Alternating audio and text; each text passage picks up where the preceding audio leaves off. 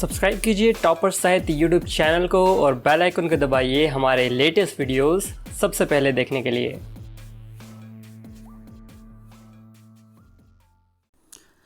नमस्कार दोस्तों, मैं प्रदीप भारद्वाज टॉपर साहित्य चैनल पर आप सभी का स्वागत करता हूं। देखिए दोस्तों, यह जो सीरीज है ओल्ड पेपर्स का भंडार है। मींस हर एक स्टेट में कोई भी एग्जाम जो हिंदी से रिलेटेड है, संबंधित है, वही क्वेश्चन यहां पर आपके साथ में डिस्कस करता हूं इस सीरीज में। और इस सीरीज से आपको काफी फायदा हो सकता है क्योंकि हर एक एग्जाम में क्वेश्चन रिपीट होते हैं। तो आपका टाइम वेस्ट ना करते हुए सीधे बात करते हैं अगले क्वेश्चन की और। Question number 25। इससे पहले 24 को हम डिस्कस कर चुके हैं, तो सीरीज आप देख सकते हैं पिछली वीडियोस में। तो ये क्वेश्चन है पहला, मिस्र बंधु विनोद का चौथा भाग कब प्रकाशित हुआ। इंपॉर्टेंट क्वेश्चन है।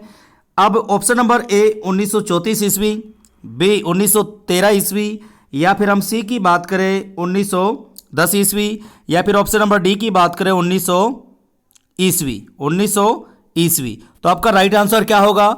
राइट आंसर को एक बार टैली कर लें। देखिए सीधी सी बात, पहली बात तो आप ये ध्यान में रखेंगे, मिस्र बंधु जो विनोद है, मिस्र बंधुओं ने लिखा 4 भाग हैं, चौथा भाग प्रकाशित हुआ 1934 लिख लें। अब क्वेश्चन उठता है पहले जो 3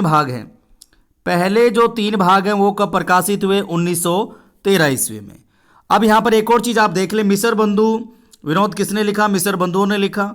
ठीक है, अब ये 3 भाई थे। क्या थे? 3 भाई जो एक छंद तक की रचना मिलकर करते थे। ठीक है, 3 भाई थे। अब इनके नाम क्या थे? गणेश, फिर है श्याम और सुखदेव, और कहीं कहीं पर खे भी मिलेगा सुखदेव, तो कंफ्यूज ना हो। ठीक है, ये तीनों भाई थे, एक छंद तक की रचना क्या करते थे? इकट्ठे करते थे। एक और रचना आती है इनकी हिंदी नवरत्न, ये भी एग्जाम में कई बार पूछी जाती है और बच्चे कंफ्यूज हो जाते हैं। हिंदी नवरत्न भी क्या है? मिस्र बंधुओं की रचना है हिंदी नवरत्न। साथ के साथ कमेंट कर दें हिंदी नवरत्न रचना का काल समय क्या है, कब लिखी गई थी ये ग्रंथ कब लिखा गया था? फटाफट कमेंट कर दें, देखते हैं किसका सही मिलता है। बताऊंगा मैं अभी किसका सही है। ठीक है, अब आगे चलते हैं, अब एक्सप्लेनेशन देख लेते हैं क्या मिलते हैं। देखिए यहाँ पर जैसा कि मैंने अभी आपको बताया, ये पीजीटी 2015 में ये क्वेश्चन पूछा गया है। प्लीज़ इसे थोड़ा सा माइंड में रखेंगे आप। पीजीटी 2015 में, जैसा कि आपको सामने दिखाई दे रहा है, देखिए इधर पीजीटी 2015 में, क्योंकि पिछले क्वेश्चन को डिस्कस कर रहे हैं। अब देखिए मिस्र बंधुओं ने गणेश बिहारी, श्याम बिहारी तथा सुखदेव बिहारी, जैसा आपको बताया था, पीछे इनके मिस्र अपने आप लगा लेना। अब क्वेश्चन क्या बन सकता है? मिस्र बंधुओं में शामिल नहीं है, तो वहाँ पर तीनों नाम मिलेंगे, गणेश, श्याम, सुखदेव। एक ऐसा मिलेगा जो नहीं होगा, या फिर मिस्र बंधुओं में शामिल है, एक मिलेगा, और 2 हो सकता है आपको अलग नाम दे दिए जाएं, तो तीनों को आप याद कर लेंगे। रही बात मिस्र बंधु विनोद, इनके ग्रंथ का नाम था जो कि हिंदी साहित्य के इतिहास से संबंधित है, 4 भागों में विभाजित है, बता दिया था। प्रथम 3 भाग का प्रकाशन 1913, ये लिखना है बिल्कुल, और चौथे भाग की अगर बात की जाए 1934 में प्रकाशित हुआ। अब चलते हैं अगले क्वेश्चन की ओर। अगला क्वेश्चन आपके सामने आ चुका है, देखिए इधर ध्यान से। काल कर्मानुसार लिखा गया हिंदी साहित्य का प्रथम इतिहास ग्रंथ है, कौन सा है? शिव सिंह सरोज, ईश्वर दलाल लिटरेचर हिंदुस्तानी, या फिर हम बात करें तज़किराए शुअरा हिंदी। यहाँ पर थोड़ा सा आप ध्यान देंगे, जो मैं बोलूँगा उसे लिख लेंगे, तबका शुअरा या तज़किरा ई शुअराई हिंदी। तो इसे याद रखेंगे, इसके 2 नाम और कौन से? तज़किरा ई शुअराई हिंदी और तबका शुअरा। तो एग्जामिनर इनकी जगह ये 2 नाम भी दे सकता है, तो तीनों नाम या आपको याद रखने हैं। ओके, अब हम बात करते हैं अगले की, the modern vernacular literature of northern Hindustan. तो आपका क्वेश्चन क्या है? काल कर्मानुसार लिखा गया हिंदी साहित्य का प्रथम इतिहास ग्रंथ है, कौन सा? अब अपने आंसर को एक बार टैली कर लें। कुछ का दिमाग घूम चुका है, कुछ का घूम रहा है, तो अब उसको घूमने से रोकते हैं।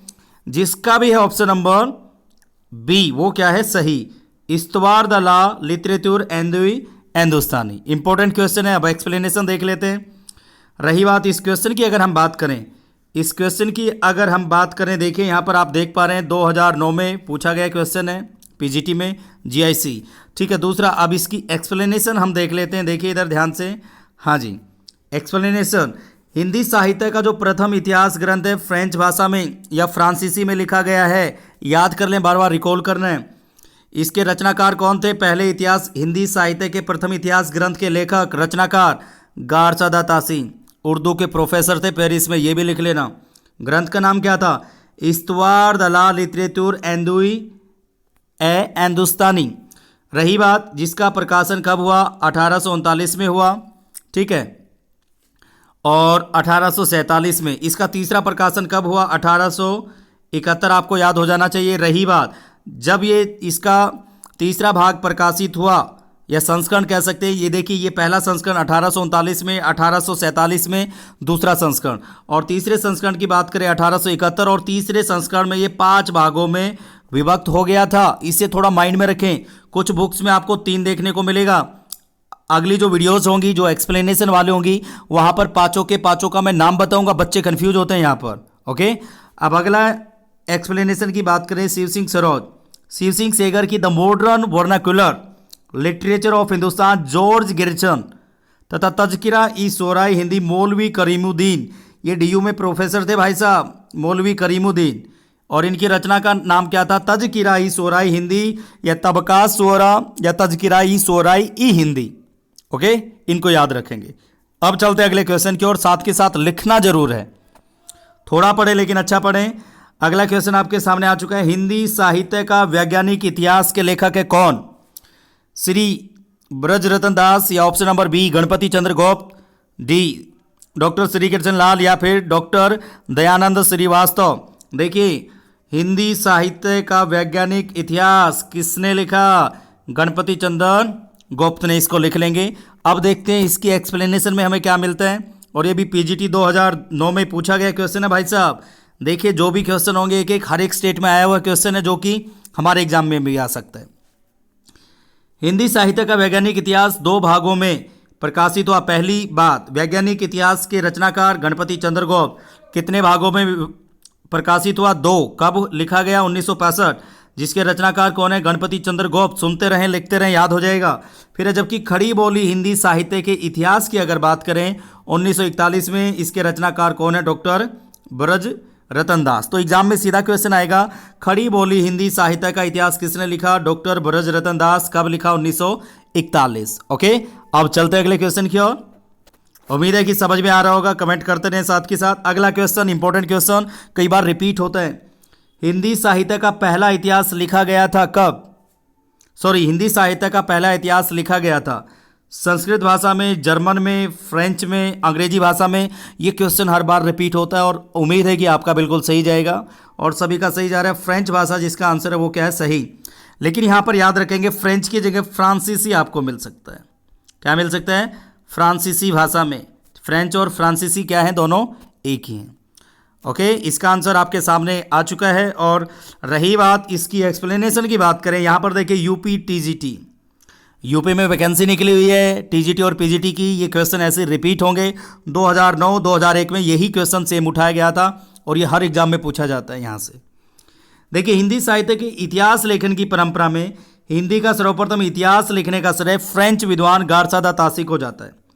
तासी ने फ्रेंच भाषा में इस्तवार द ला लिटरेचर एंदुई हिंदुस्तानी नामक इतिहास ग्रंथ लिखा, जिसमें हिंदी एवं उर्दू के अनेक कवियों का परिचय अंग्रेजी वर्ण माला के क्रम में दिया गया। तो देखिए यहाँ पर एक चीज़ नोटिस करें, गारसा द तासी का जो ग्रंथ है उसमें कवियों का परिचय ये या फिर कह सकते अंग्रेजी वर्णमाला पर आधारित है।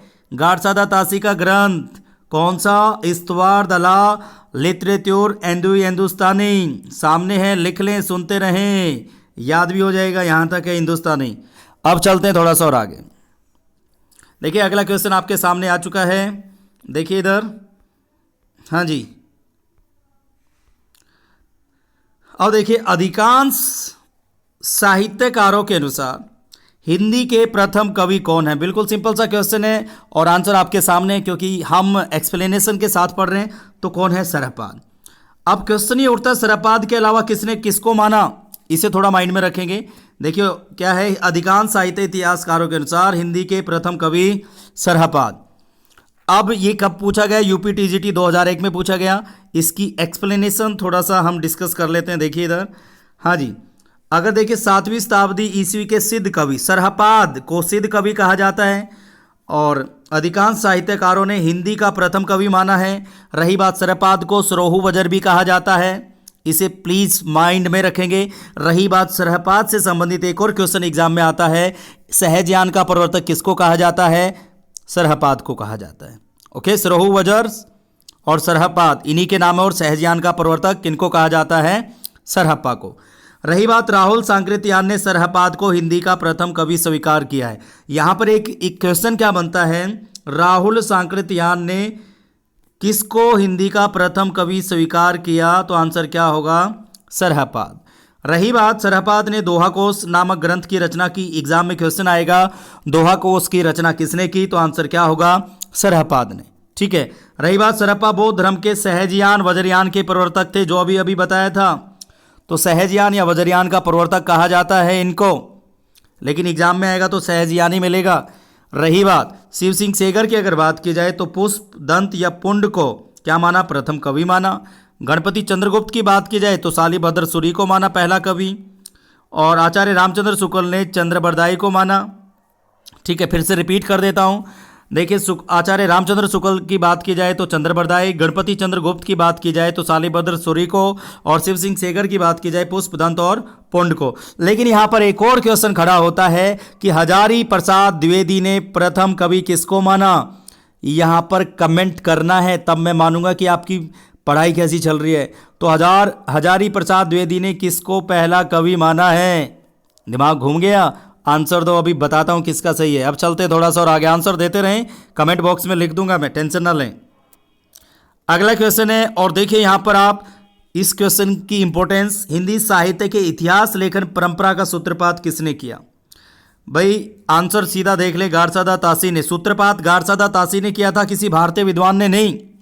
अब इस क्वेश्चन को इंपॉर्टेंट क्यों कह रहा हूं? UP TGT 2002, UP PGT 2002, UGC NET second paper June 2008, KVS PGT 2014 और एनवीएस पीजीटी 2014 में पूछा गया क्वेश्चन है। तो अपने आप में इंपॉर्टेंट है, लिख लें इसे। और आप सभी को पता है एग्जामिनर पिछले क्वेश्चन पेपर में से ही क्वेश्चन उठाता है। ओके, अब इसकी एक्सप्लेनेशन भी देख लेते हैं। देखिए इधर कुछ एक्स्ट्रा चीज़ें आप तक पहुंच जाएंगी। देखिए इधर थोड़ा सा और छोटा करते हैं इसको ताकि विजिबल हो। देखिए यहाँ पर सामने देखिए भाई, गारसादा तासी ने क्या किया? हिंदी साहित्य लेखन का क्या किया भाई? सूत्रपात किया, हिंदी साहित्य का पहला इतिहास लिखा था। दूसरा, अब यहाँ पर देखेंगे आप, इन्होंने फ्रेंच भाषा में क्या किया? इन्होंने फ्रेंच भाषा में लिखा इस ग्रंथ को, इस्तवार द ला लिटरेचर हिंदुस्तानी। हिंदी और उर्दू के अनेक कवियों का विवरण मिलता है। अंग्रेजी वर्णमाला के क्रम पर आधारित है। इस ग्रंथ का प्रथम भाग 1839 में, द्वितीय 1847 में प्रकाशित हुआ। लेकिन तीसरा कब प्रकाशित हुआ बताइए? अभी अभी बताया था, कमेंट कीजिए फटाफट साथ के साथ। फिर जॉर्ज गियर्सन की बात करें, 1888 में लिखे गए इतिहास ग्रंथ the modern vernacular literature of Hindustan, कहीं पर नॉर्दर्न मिलेगा, यहाँ पर ऑफ के पीछे क्या मिलेगा? नॉर्दर्न लिख देता हूँ मैं ताकि दिक्कत ना हो, को सच्चे अर्थों में हिंदी साहित्य का पहला इतिहास कहा जा सकता है। फिर हम बात करें मिस्र बंधुओं की, किसकी बात करें? हम बात करें मिस्र बंधुओं द्वारा लिखा गया जो इतिहास है। मिस्र बंधु विनोद 4 भागों में विभक्त है। हिंदी साहित्य इतिहास लेखन की परंपरा में आचार्य रामचंद्र शुक्ल जी द्वारा 1938 में काशी नागरी परचानी सभा द्वारा प्रकाशित। हिंदी शब्द सागर की भूमिका में लिखा गया था किसका ग्रंथ? आचार्य रामचंद्र शुक्ल जी का, 1929, इसे माइंड में रखें। और हिंदी साहित्य का इतिहास का प्रथम वैज्ञानिक इतिहास है। देखिए यहाँ पर थोड़ा ध्यान से देखिए, हिंदी साहित्य का इतिहास हिंदी का प्रथम वैज्ञानिक इतिहास है। जो शुक्ल जी हैं उनके ग्रंथ को महत्ता दी जाती है। पिछली वीडियोस में जो पहली दूसरी इसकी सीरीज थी बता चुका हूँ। आचार्य रामचंद्र शुक्ल जी ने जो ग्रंथ लिखा 1938 में क्या लिखा गया और 1940 में स्वतंत्र रूप से प्रकाशित किया गया, परिवर्धित करके उसमें कुछ चेंज करके स्वतंत्र रूप से। ठीक है, उम्मीद है कि यहाँ तक लिख लिया होगा। अब चलते हैं थोड़ा सा और आगे देखिए, अगला क्वेश्चन आपके सामने आ चुका है। देखिए आंसर दिखता है तो दिखता रहे, लेकिन प्रैक्टिस चल रही है, एक्सप्लेनेशन में आपको काफी कुछ मिलेगा। हिंदी साहित्य के इतिहास ग्रंथ हिंदी साहित्य विमर्श के लेखक कौन है? फटाफट बता दीजिए। तो आंसर आपके सामने है, पदुमलाल पुन्नालाल बख्शी। इंपॉर्टेंट क्यों है? यूपी पीजीटी 2009 में आया हुआ है, यूपी टीजीटी 2010 और 2005। और इसकी एक्सप्लेनेशन हम देख लें, हिंदी साहित्य का विमर्श। यहाँ पर एक चीज़ मैं आपको बता दूँ, ये जो है ये गलत है, 1923 होगा मेरे हिसाब से, और आप भी कमेंट कर दें साथ के साथ। पद्मलाल पुन्नालाल बख्शी का जो हिंदी साहित्य का विमर्श है 1923 ईस्वी में लिखा गया हिंदी साहित्य का विमर्श पद्मलाल पुन्नालाल बख्शी है। इनकी प्रसिद्ध कृतियाँ और कौन कौन सी है? विश्व साहित्य, हिंदी कथा साहित्य। कृतिकार के अनुसार हर पाठक आलोचक होता है और पाठक ही साहित्य को उच्च स्तर प्रदान करता है। यहाँ पर आप थोड़ा सा ध्यान देंगे, हिंदी साहित्य का विमर्श किसका है? पद्मलाल पुन्नालाल बख्शी। और इनकी अलग रचनाओं की बात की जाए विश्व साहित्य। एग्जाम में क्वेश्चन आएगा विश्व साहित्य किसकी रचना है? आंसर क्या होगा? पद्मलाल पुन्नालाल बख्शी। फिर हिंदी कथा साहित्य किसका है? पद्मलाल पुन्नालाल बख्शी। दूसरी बात, कोटेशन मिलेगी, कथन एग्जाम में आजकल पूछे जा रहे हैं, किसके अनुसार हर पाठक आलोचक होता है और पाठक ही साहित्य को उच्च स्तर प्रदान करता है। तो कथन किसका है? पद्मलाल पुन्नालाल बख्शी। ओके, अब चलते हैं अगले क्वेश्चन की ओर। अगला क्वेश्चन आपके सामने है, हिंदी साहित्य के, देखिए यहां पर ध्यान से, हिंदी साहित्य के प्रथम काल को आदिकाल नाम किसने दिया? बताइए फटाफट। बिल्कुल सिंपल सा क्वेश्चन है, आसान सा क्वेश्चन है और सही आंसर जा रहा है सभी का, तो टैली कर ले। जिसका भी ऑप्शन नंबर बी वो क्या है? सही। क्या है? सही। अब एक्सप्लेनेशन देखिए, यूपी टीजीटी 2004 में पूछा गया, 2004 में पूछा गया।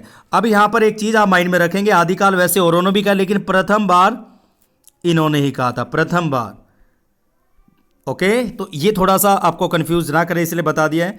ओके, अब चलते हैं थोड़ा सा और आगे, ठीक है। और यहाँ पर एक्सप्लेनेशन हम देख लेते हैं फटाफट ताकि आपको कन्फ्यूजन ना हो। अधूरा ज्ञान संकट समान बिल्कुल नहीं करना है। मैं चाहता हूँ कि हम थोड़ा पढ़ें लेकिन यहाँ पर आपको समझ में आए। देखिए, हिंदी साहित्य के प्रथम काल को आदिकाल नाम किसने दिया? हजारी प्रसाद द्विवेदी ने। आचार्य द्विवेदी द्वारा दिया गया नाम आज अधिकांश विद्वानों को मान्य है, तो मुख्य रूप से यही मान्य है, आदिकाल और आदिकाल ही कहते हैं। रामचंद्र शुक्ल ने वीर रस प्रधान रासो रचनाओं के आधार पर हिंदी साहित्य के प्रथम काल को वीर गाथा काल नाम दिया, ये भी याद रखेंगे। राहुल सांकृत्यायन ने सिद्ध सामंत काल नाम दिया। और अनेक नाम आपके सामने मिलेंगे, चारण काल आपको मिलेगा, 13वीं सदी, जो कि ये नाम आपने नहीं सुना है। लेकिन जब वीडियो लेक्चर आने वाले हैं थोड़े दिन बाद, 15 नवंबर से हिंदी साहित्य स्टार्टिंग से शुरू किया जा रहा है। गूगल मीट ऐप पर भी और यूट्यूब पर भी थोड़ा सा साथ दीजिए, तो यूट्यूब पर भी काफ़ी कुछ आपके लिए एक्स्ट्रा पहुंचाया जाएगा अगर साथ देंगे तो वहाँ पर बताया जाएगा कितने नामकरण आपने कितने पढ़े होंगे, 10 15, और मैं आपको बता रहा हूँ कम अबोव 35 नामकरण आप तक पहुँचाऊँगा मैं, साथ देंगे तो। ठीक है, साथ देंगे तो कमेंट कर दें, और एक्सप्लेनेशन में कुछ अच्छा मिल रहा है तो प्लीज़ कमेंट कर दें एक बार, हाँ सर मज़ा आ गया, कमेंट कर दें। आगे देखिए अगला क्वेश्चन है, हिंदी नवरत्न के लेखक हैं कौन हैं? अभी अब मैंने बताया था ये पहले ही, महावीर प्रसाद द्विवेदी, प्रताप नारायण सिंह, इनमें से कोई नहीं। मिसर बंधु बताया था ना, हिंदी नवरत्न मिसर बंधु विनोद, 3 भाग, 1913 और 1934 याद रखेंगे। यूपी टीजीटी में पूछा गया 2004 में। एक्सप्लेनेशन देख लो भाई, थोड़ा क्लियर हो जाएगा। मिसर बंधु हिंदी नवरत्न नामक पुस्तक के लेखक हैं, 3 भाई थे। और एक अन्य पुस्तक कौन सी है? मिसर बंधु विनोद, 1913 में लिखी गई। मिसर बंधु विनोद में मिसर बंधुओं ने 5000 कवियों का उल्लेख किया है, ये एग्जाम में पूछा जाएगा, 5000 कवियों का। और रही बात हिंदी साहित्य के काल विभाजन का पहला प्रयास मिसर बंधुओं ने किया था। महावीर प्रसाद द्विवेदी ने सरस्वती तथा प्रताप नारायण मिसर ने ब्राह्मण पत्रिका का संपादन किया। देखिए यहाँ से थोड़ा सा माइंड में रखेंगे, महावीर प्रसाद द्विवेदी की बात करें, सरस्वती का क्या किया था? संपादन किया। और प्रताप नारायण मिसर की बात करें तो ब्राह्मण पत्रिका का संपादन किया। सीधे क्वेश्चन पूछे जाएंगे। ओके, अब चलते हैं आगे। वीडियो को लाइक कर दें, शेयर कर दें, साथ के साथ कमेंट जरूर करें। अब आगे देखिए, यहाँ पर सूची का मिलान सूची 2 से करना है। दिए गए कूट से सही उत्तर का चयन करना है। आचार्य रामचंद्र शुक्ल या फिर हजारी प्रसाद द्विवेदी, राहुल सांकृत्यायन, मिसर बंधु, तो यहाँ पर किसने किसको क्या नाम दिया? ये सीधी सी बात है, समझ में आ रही है, नामकरण से संबंधित है, जो कि मैं अभी डिस्कस कर रहा था। चलो ट्राई करते हैं, पहले तो बिना देखे मिसर बंधु की बात की जाए। ये क्या है? प्रारंभिक काल। मैं आपको बता दूं ये गलत है, मोस्टली बुक में गलत होता है, इसे आरंभिक कर लें, बच्चे कंफ्यूज होते हैं। आरंभिक प्रारंभिक किसी और ने कहा था, बताऊंगा। राहुल सांकृत्यायन ने क्या कहा? सिद्ध सामंत। और आचार्य रामचंद्र शुक्ल की, हजारी प्रसाद द्विवेदी का भी किया था आदिकाल। और रामचंद्र शुक्ल का क्या हो गया? वीर गाथा काल। अब इसकी एक्सप्लेनेशन देख लेते हैं क्या मिलता है आंसर, ज़्यादा कोट पर नहीं जाना है और फिर भी यहाँ पर पढ़ लेते हैं। आचार्य रामचंद्र शुक्ल जी ने क्या कहा? वीर रस प्रधान रासो काव्य ग्रंथों के आधार पर हिंदी साहित्य के आदिकाल को वीरगाथा काल नाम दिया। हजारी प्रसाद द्विवेदी ने इसे आदिकाल कहा। राहुल सांकृत्यायन ने सिद्ध सामंत काल। मिसर बंधु ने प्रारंभिक, ये आरंभिक कर लें, ये प्रारंभिक गलत है मेरे हिसाब से। ये पता नहीं क्यों बच्चे थोड़ा सा कंफ्यूज हो जाते हैं। यहाँ पर यूपी टीजीटी 2005 में पूछा गया। ओके, अब चलते हैं अगले क्वेश्चन की और। अगला क्वेश्चन आपके सामने आ चुका है, देखिए इधर ध्यान से। मिसर बंधु विनोद नामक हिंदी साहित्य के इतिहास लेखकों के नाम हैं। मिसर बंधु विनोद लिखा मिसर बंधुओं ने। मिसर बंधु थे 3 भाई, तो तीनों भाइयों के नाम देखने हैं। गणेश, श्याम, सुखदेव। गणेश, श्याम, सुखदेव को याद रखें, आंसर हो गया बी, गणेश, श्याम, सुखदेव। और हो गए हमारे गलत। गणेश, श्याम, सुखदेव को याद रखेंगे। गणेश बिहारी मिसर, श्याम बिहारी मिसर, सुखदेव बिहारी मिसर। ओके, एक्सप्लेनेशन फिर भी देख लेते हैं ताकि याद हो जाए। ये क्वेश्चन आया था यूपी टीजीटी 2009 में। मिसर बंधु विनोद नामक ग्रंथ मिसर बंधुओं द्वारा लिखा गया है, बिल्कुल याद हो जाना चाहिए। गणेश बिहारी मिसर, श्याम बिहारी मिसर, सुखदेव बिहारी मिसर, ये तीनों हिंदी साहित्य इतिहास में मिसर बंधु नाम से जाने जाते हैं। छंद तक की रचना साथ करते थे। अब चलते हैं अगले क्वेश्चन की और। अगला क्वेश्चन आपके सामने आ चुका है, देखिए इधर। एंजॉय कर रहे हैं तो कमेंट कर दें एक बार, बिल्कुल मजा आएगा आपको। देखिए इधर, आचार्य रामचंद्र शुक्ल ने हिंदी साहित्य का इतिहास के आधुनिक गद्य साहित्य परंपरा का प्रवर्तन के अंतर्गत प्रथम उत्थान की कलावधि मतलब समय क्या निर्धारित किया है? Option number A, option number B, option number C, option number D. तो कंफ्यूज ना हो, सीधा आंसर मैं आपको बता देता हूं, लेकिन क्वेश्चन को एक बार फिर से बोल देता हूं ताकि आपको समझ में आए और आप लिख लें। आचार्य रामचंद्र शुक्ल ने हिंदी साहित्य का इतिहास के आधुनिक गद्य साहित्य परंपरा का प्रवर्तन के अंतर्गत प्रथम उत्थान की काल अवधि निर्धारित की है। तो आंसर इसका बी होगा। देखिए यहाँ पर आप देखेंगे बी है। कौन सा समय है? 1925 से लेकर 1950 विक्रमी संवत। अब इसकी एक्सप्लेनेशन देख लेते हैं। एक्सप्लेनेशन देखने के साथ साथ आप यहाँ पर एक और चीज़ देखिए, यूपी टीजीटी 2009 में पूछा गया है। तो यूपी की जो तैयारी कर रहा है या किसी भी एग्जाम के जिसमें हिंदी आने वाली है, इन क्वेश्चन को हल्के से ना लें, तो लिखते रहें साथ के साथ। आचार्य रामचंद्र शुक्ल ने भारतेंदु हरिश्चंद्र के रचना काल को दृष्टि में रखकर सन 1925 से लेकर 1950 विक्रमी संवत तक की अवधि को प्रथम उत्थान काल माना। इस काल में हरिश्चंद्र और उनके सहयोगी लेखक मंडलों द्वारा आधुनिक गद्य परंपरा का समृद्ध परिवर्तन हो चुका था, जिसके अवदान पर वर्तमान का गद्य साहित्य टिका हुआ था। ओके, अब चलते हैं अगले क्वेश्चन की ओर। अगला क्वेश्चन देखिए, अब आपको बताना है, यहाँ पर आंसर सामने आ ही गया है तो देख लें। यूपी टीजीटी 2009 में पूछा गया है, सही आरोही क्रम में चुनना है। देखिए यहाँ पर अब सीधा आंसर ये तो याद रखेंगे, छायावाद, प्रगतिवाद, प्रयोगवाद और नई कविता। तो क्रम इसका याद रखेंगे, छायावाद, प्रगतिवाद, प्रयोगवाद और नई कविता। अगला क्वेश्चन अब देखिए, इसकी थोड़ी एक्सप्लेनेशन आप देख लेंगे तो बेटर रहेगा। एक्सप्लेनेशन देखिए, हिंदी साहित्य में छायावाद का विकास आचार्य महावीर प्रसाद योगीन कविता के उपरांत बांग्ला काव्य के प्रभाव स्वरूप हिंदी में प्रकट हुआ। छायावाद नामक संज्ञा का प्रयोग सर्वप्रथम मुकुटधर पांडे ने किया। पेपर में आएगा, छायावाद नामक संज्ञा का प्रयोग किसने किया? मुकुटधर पांडे ने किया, जिसकी समय सीमा 1918 से 1936 मानी जाती है। 1936 में प्रेमचंद के नेतृत्व में प्रगतिशील लेखक संघ की स्थापना हुई। मोस्ट इंपॉर्टेंट क्वेश्चन है, प्लीज लिख लेंगे। उसके बाद साहित्य में प्रगतिवाद काव्य सर्जना का युग प्रारंभ हुआ, जिसका समय 1936 माना जाता है और 1936 से 1943 माना जाता है। 1936 से 43 ईस्वी किसका माना जाता है? प्रगतिवाद काव्य सर्जना का योग। और रही बात 1943 के बाद के काव्य को, क्षेत्र में एक संक्रांति का दौर चला जिसमें प्रयोगवाद नामक नई काव्य धारा का उदय हुआ। लिख लें इसे, जिसका समय की बात की जाए 1943 से 1953 माना जाता है। और 1953 के बाद ध्यान से देखिए, एक्सप्लेनेशन ये काम की है। 1953 के बाद जगदीश गुप्त द्वारा संपादित नई कविता पत्रिका के माध्यम से आधुनिक काव्य का जन्म हुआ। यहाँ पर देखिए 1953 में डॉक्टर जगदीश गुप्त द्वारा संपादित नई कविता पत्रिका में के माध्यम से आधुनिक काव्य का क्या हुआ? जन्म हुआ। ये मोस्ट इंपॉर्टेंट है, प्लीज लिख लें। रही बात, इसी पत्रिका के नाम पर नई कविता नई ठीक है, जिसकी समय सीमा में आधुनिक काल भी आता है। सॉरी, वो बीच में एक्चुअली क्या हो गया, पानी आ गया तो चलाना पड़ा हो, सॉरी इसके लिए। लिखते रहे आप। उपरोक्त प्रश्न के अनुसार हिंदी के आधुनिक काल की प्रमुख काव्य प्रवृत्तियों का सही क्रम होगा छायावाद, प्रगतिवाद, प्रयोगवाद और नई कविता। ओके, अब चलते हैं थोड़ा सा और आगे। अगला क्वेश्चन आपके सामने आ चुका है, साहित्य का इतिहास। देखें यहाँ पर, साहित्य का इतिहास दर्शन किसका ग्रंथ है? आंसर देख ही लें सीधा, नलिन विलोचन शर्मा। नलिन विलोचन शर्मा, साहित्य का इतिहास दर्शन। कब पूछा गया? उत्तराखंड वाले सुन लें, उत्तराखंड से कोई है तो कमेंट कर दें। कुछ साथी जुड़े हुए हैं उत्तराखंड से, पता है मुझे। असिस्टेंट प्रोफेसर में पूछा गया था 2017 में। अब इसकी एक्सप्लेनेशन देख लेते हैं साथ के साथ।